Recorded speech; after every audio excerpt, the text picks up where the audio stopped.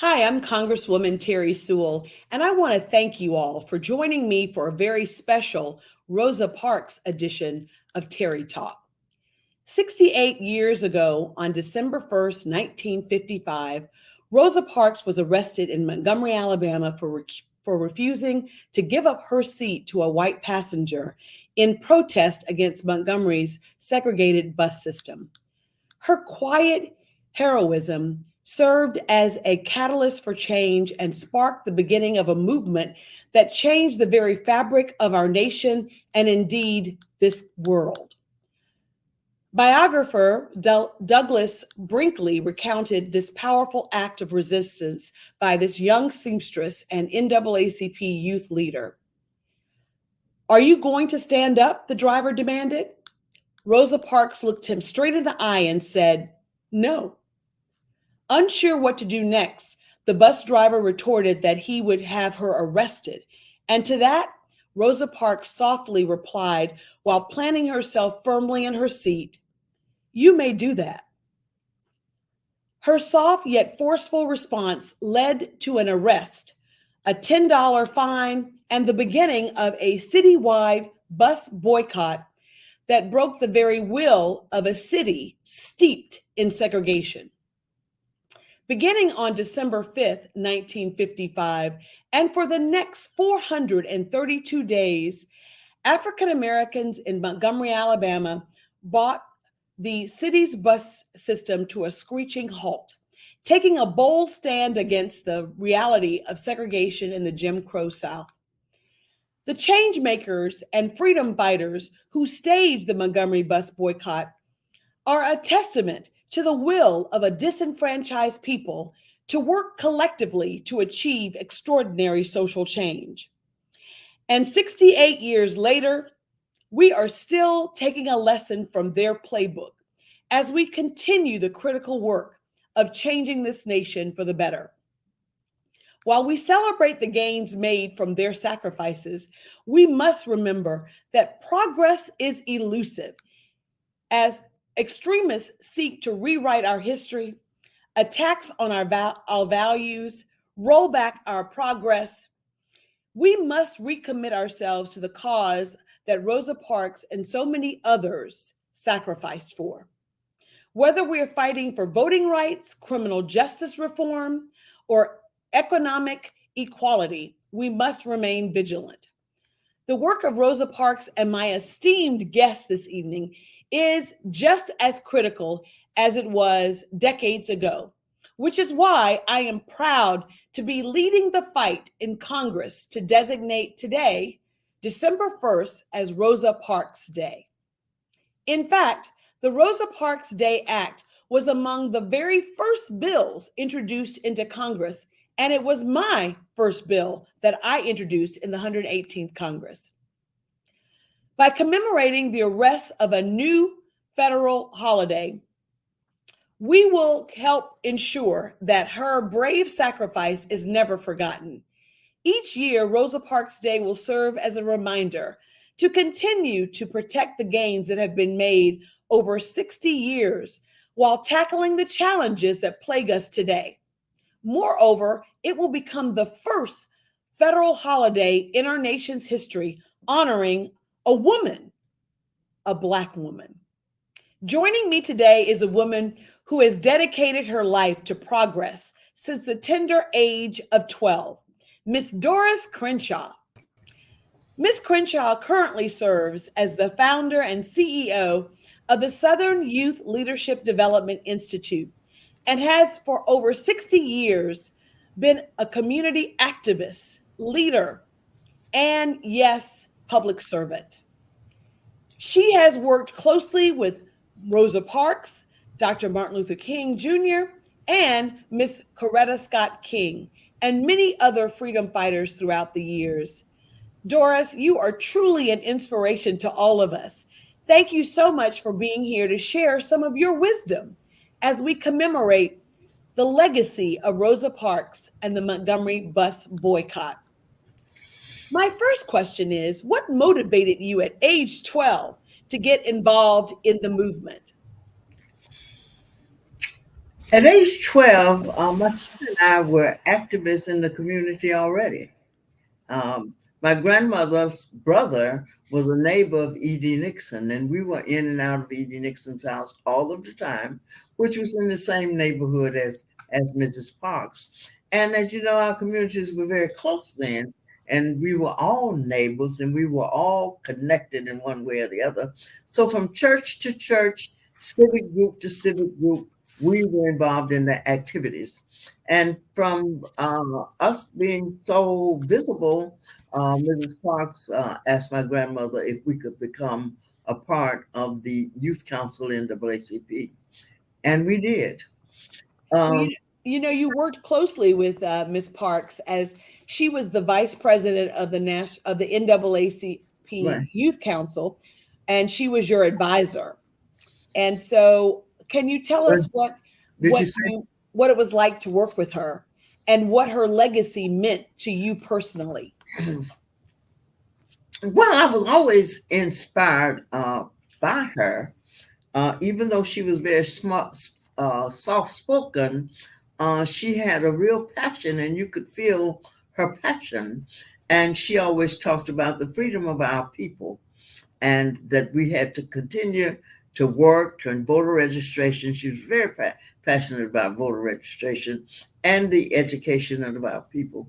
So we worked. I traveled with her around the state to various meetings. I cannot tell you what she said. I cannot tell you what the meetings were about, except I knew that they were NAACP meetings. And I had the opportunity of attending the last state NAACP conference in Birmingham, Alabama, where I remember vividly that Ruby Hurley was the guest speaker. We went up on a bus. But day to day, and we heard many stories about what was going on in our community, about how many people had been arrested for this, that, and the other. And one of the striking things was one woman was arrested and was supposed to be arrested, but rather than being taken to jail, she was taken off and raped. And she dragged herself up to the porch of one of our ministers, Reverend Solomon Say, who was our pastor at Mount Zion, AME Zion Church. But stories we heard around the table. Adults talked around the table about a lot. A lot of times they would tell us that that was grown people's talk and we should go to the next room and that. But you find a way of listening to what you're not supposed to be listening to. But I'm thankful that we did listen and we did develop a passion to work. So we worked for about a year before Mrs. Parks was arrested, and then um, we were at school on that Friday, and they gave us leaflets to pass out announcing the first mass meeting to be held at Hope Street Church. So my sister and I passed out leaflets on our side of town for the whole weekend. But we still, even though they banned the NAACP, we still met at Mrs. Parks' house. And we often, because we walked to school, because we weren't riding the buses anymore, we walked to school. We passed her house going and coming from school, and we would often stop and be with her. And we were still often in meetings with her, but we were always inspired by her. Well, what lessons from the Montgomery bus boycott do you carry with you now? And why is it so important that we never forget what happened in Montgomery, Alabama, and the sacrifices that were made by people like Rosa Parks? I think one lesson that we must learn is that there'll always be sacrifices. If you're going to achieve anything, there are going to be some sacrifices. Two, that it's never an I movement, it is a us movement. It's a we movement. And we have to do more in our time of coalition building. We have too much in this time of it's my thing and it's my program and then I. But the eyes don't get it, we do.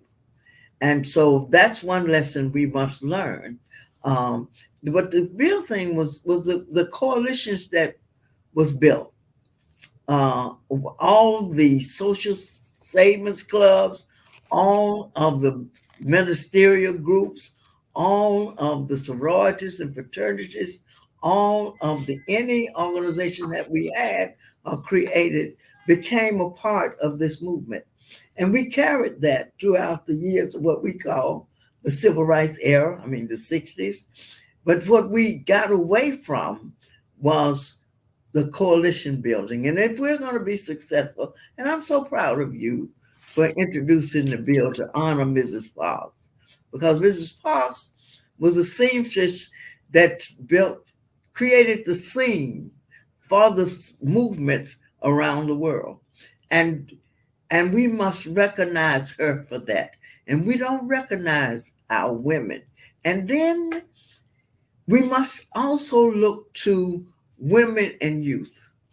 The wheel in the wheel of the Montgomery bus boycott was the women and the young people that stayed off the buses. There were some men, but the wheel in the wheel of that movement and all of the successful movements in the world are propelled by women and youth.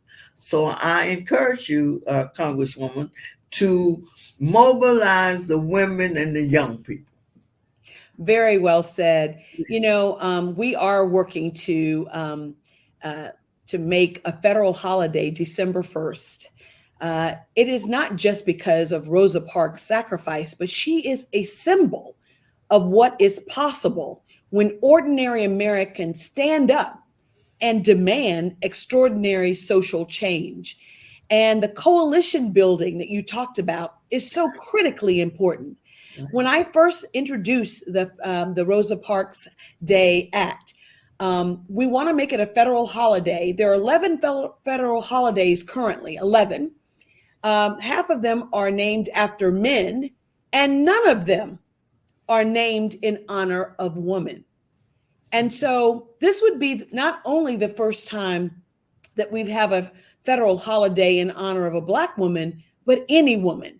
And I can't think of anyone more deserving, more symbolic, more more worthy than Rosa Parks. After all, she was the only woman who's ever laid in rest in this nation's capital. And I'm very proud to see her statue in Statuary Hall. She's the only woman who is, you see their whole body statue in Statuary Hall. And I think it's just befitting that we in the Congressional Black Caucus, and I being so honored to represent Selma and Montgomery and Birmingham and the Civil Rights District, that we're leading the effort to make sure that we never forget and that December 1st becomes a federal holiday named after a Black woman. But it will be the first. Can you believe it'll be the first time that a woman's been honored in a federal holiday ever? Right. I think you can. I think one thing you asked for lessons that we with Mrs. King were, and it took 20 years, but we mobilized women and men, the Congress and the corporate community. But I think the where I want to aim, Congresswoman, is that if we get to the 70th year, this is the 68th, that we go down and we come up with a huge international movement around this effort. And I think if we are able to do that, and I think we can, and I know we will, then I think we will be a long way toward your aim for the national holiday for her. You know, it took a long time for us to get Dr. Martin Luther King's holiday. And um, I also know that if we don't protect the progress that we've made, we will lose the progress that we've made. I Mhm. think you would agree with me that old battles have become new again. Who would have ever thought that as a member of Congress that I would be carrying the seminal piece of legislation that would restore the Voting Rights Act of 1965? There are so many areas that are unbelievable that we're reverting back to. The fact that they're banning books, that they're rewriting history, all of that. Tell me what you think about the fact where we are today as a society. And you've given us the remedy. We have to organize, we have to mobilize and work together. And we've got to bring the young people and the women into the movement. Right. But and we have to engage them. Um, a lot of times you go to meetings and I don't ever talk down to No. stand up and talk down. We must talk with our young people, and we must be able to embrace some of their ideas. I remember that Congresswoman Sewell, we were the young people that they called crazy. Once upon a time, that was Well, you. one time that was me. So we have to listen to them, and they have. I have struggled with the hip hop, but now for this meeting we have on Saturday, I have the hip hop caucus, and I'm trying my best to get in the groove. But we We have must to meet embrace people it. where they are. We miss And the people where young they and the are. young, yes, we have to meet people where they are. And these young people, they are telling stories through their rap. They Yeah, are speaking power to truth through the rap. And so you're right. We got to meet people where they are. You know, you and they serve. want to be involved. They want to. These young people, they are so excited about you, Congresswoman. You just lit them on fire when you spoke to them.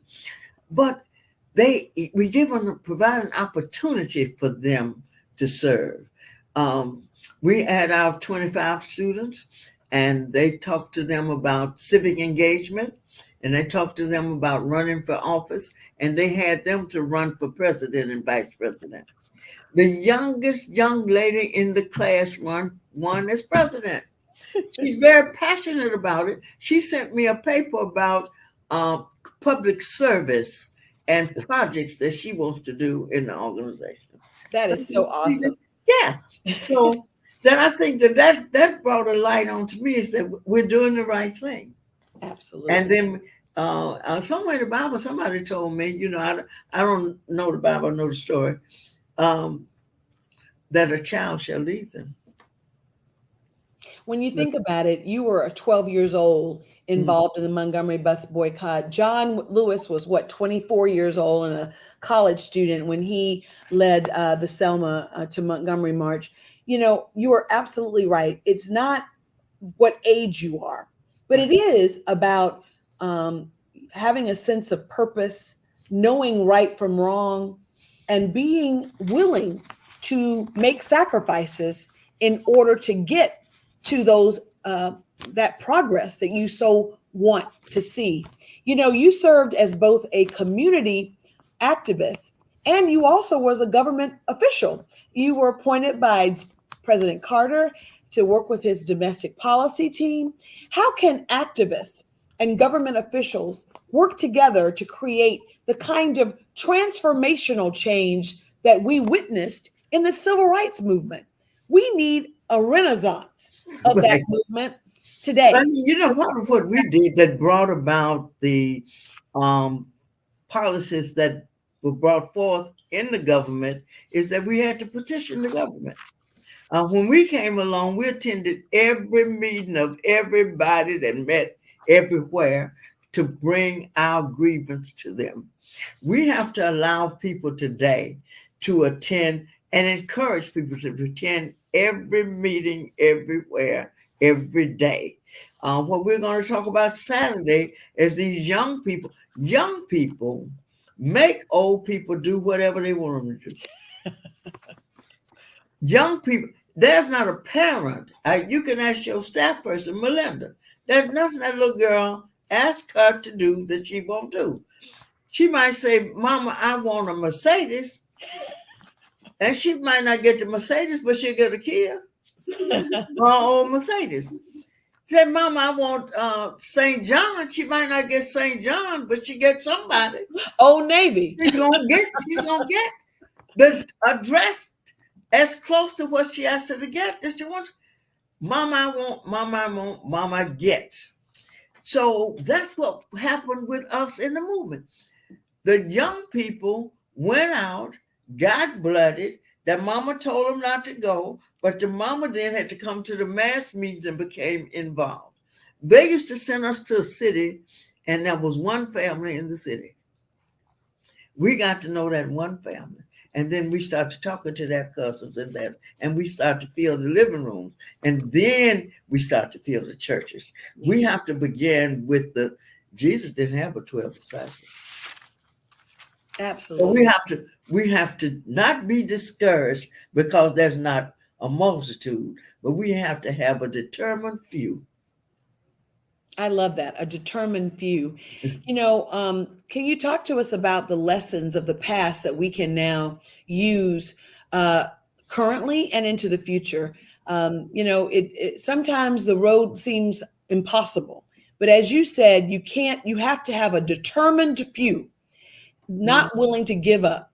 And can you talk to us about what you talk to your youth about in the Southern youth leadership in terms of building that coalition and standing up for what they believe? Well, I tell them for the most part, you have to have a made up mind. It's just like, I say I'm going to lose these 15 pounds, but my mind is not made up. So I'm keeping these 15 pounds. But when you have a made up mind and stick to whatever you see as your purpose, don't let anybody, the song we used to sing, don't let nobody turn you around. Turn you around. And so that's what I tell them, but be right. We're not telling you if you want to go with your britches down and whatever and cursing and that. No. If you have purpose and if you know that you have purpose and then work with what you believe in your heart. And absolutely. And I think that's what I tell them, that and come and tell me what you're thinking. Because I can't read your mind. So if you're over there looking crazy and I'm wondering then we don't get anywhere. But if we share, and we have to learn to communicate with each other. And another key element is that we need to talk to each other. And listen to each other. Listen. I say, let's get back around the table again. Let's talk around the table. And we did a lot of table talking, and Congresswoman, we might need to create something called Let's Get Back Around the Table. Absolutely. I know our time is coming to an end, but I really want to know from your perspective, what do you see as the biggest challenges that we as African Americans face today? And how would you, what would you tell us, this generation and the generation behind us, what we have to do in order to overcome those challenges? So what do you see as the biggest challenge right now?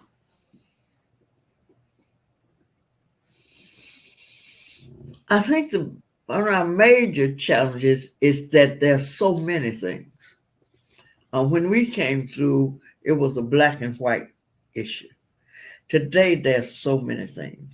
There's so much with mental health. Mm-hmm. There's so much with crime prevention, crime, environmental concerns. Yeah, we got a lot of issues. Yeah, we talked about education when we were coming up, but today, it's just unbelievable where we are in the public education system. So we decide on one or two things that we're going to do, And let's try to tackle one. I think one of our major problems is that we scattered. We're scattered. We're scattered. We got So to stay we can focused. focus. Yeah. Stay focused. Well, I hope I answered your question. you did. You did. I think that when people ask me what I think the biggest challenge is, I say voter apathy, because all of what we want, all the rights that we're talking about, environmental justice, civil rights, Everything. inequities in the education, all of those can only be solved if we elect people into positions Now that they that is can actually exactly make what I talk to them about. Is everything in our life is in the vote. it's yeah, by the vote. From the texture of the toilet tissue that you have, from the air you breathe, the schools you attend, everything. So yes, we talk about that a lot, voter apathy, and they are anxious to get out here to register votes and voter turnout. Yeah, absolutely. Voter turnout is so important. Last question. Okay. I've been able to get over 100 co-sponsors for the Rosa Parks Day Act. I haven't gotten any Republicans to sign on. Can you tell me what you would tell them to encourage them to join us in this effort? After all, Black history is American history. This is not just the history of African Americans, it's the history of our nation. So what can I I say think to you need to let them understand how she is a them. You know that it's not just a black woman. It's any inequities. That how we're connected. You know how they're connected to it too.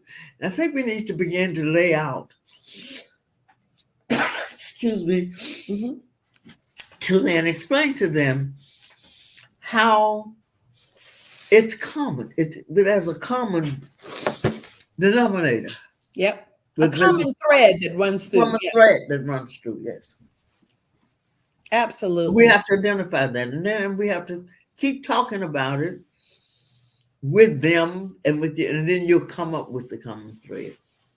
I like that. And you figure out which one or two of them that you're most likely to persuade, uh, who else you might able to talk to that may be able to persuade them. And let's talk about that. And let's get with Bernice King and talk about I would love that. building a women's coalition for Yeah. an international women's. And we need to talk to some of these international women too. Yes, we do. We absolutely do. What was so important about the movement, it was an American civil rights movement, but it really led to a global human rights They movement. did. Absolutely. And And and you everywhere you go around the world, people talk about that's right. What Mon- happened in Montgomery? What the when you think about it, the fact that they lasted over a year, both walking to work, to school, what but to tell discipline. you the truth, they never did really get back on those buses. Yeah. Today they don't ride them. Well, today more people have cars, but after the buses started running again, because we enjoyed walking. Yeah. We organized little clubs from corner to corner. Certain of us would meet on this corner and we'd walk on to. I walked from my side of town, where Carver School, back behind St. Jude, Mhm. to Alabama State every day. Every day? Every day. And we enjoyed it. We didn't want to get back. We did not get back on the bus. I hear you. Well, Montgomery is a very different place today than the Montgomery that you grew up in. I know Well, that.